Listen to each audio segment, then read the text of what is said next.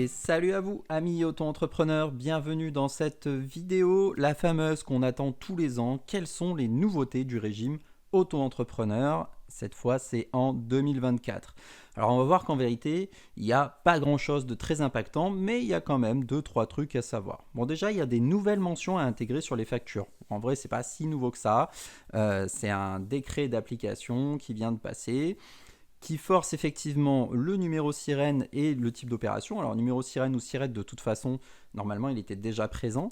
Le type d'opération, c'est que juste préciser qu'on fait de la prestation de service par exemple.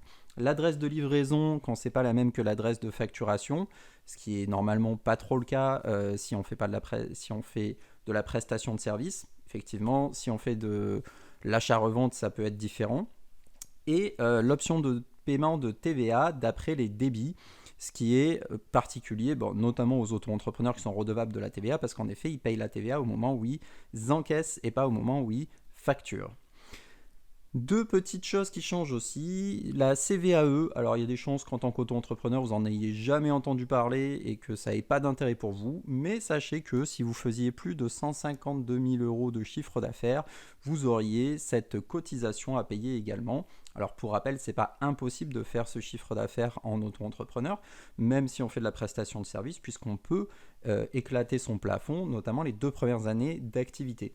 Mais bon, c'est quand même relativement rare. En tout cas, ce qu'il faut savoir, c'est qu'ils veulent supprimer petit à petit cette cotisation et que le temps de la supprimer, en fait, ils vont la baisser jusqu'en 2027 où normalement ils vont la supprimer. Et puis, il y a une petite hausse des indemnités journalières. Alors, ça ne va pas changer la vie, mais avant, on était à 60 euros, on est passé à 63,52, c'est toujours ça de prix. Évidemment, ils essayent d'indexer ça tous les ans sur l'inflation pour essayer d'avoir quelque chose de relativement intéressant. Et donc, ça permet également d'avoir des allocations, notamment maternité, qui sont un petit peu plus élevées. Un truc également, alors là qui ne concerne pas que les auto-entrepreneurs, ça concerne vraiment tous les contribuables français, les tranches de l'imposition ont été réévaluées, donc là aussi pour s'adapter à l'inflation, donc c'est un petit peu plus haut qu'avant, notamment maintenant on ne payera pas d'impôt jusqu'à 11 294 euros, et puis au-dessus donc les tranches ont systématiquement été un petit peu revalorisées. Et enfin, comme c'est souvent la question qu'on se pose en tant qu'auto-entrepreneur, oui, mais est-ce qu'ils ont touché à mes plafonds de prestations de services ou de TVA? Et la réponse est non, rien n'a changé à ce niveau-là. Pas de souci, normalement ils sont stables, donc il n'y a aucun souci à ce niveau-là.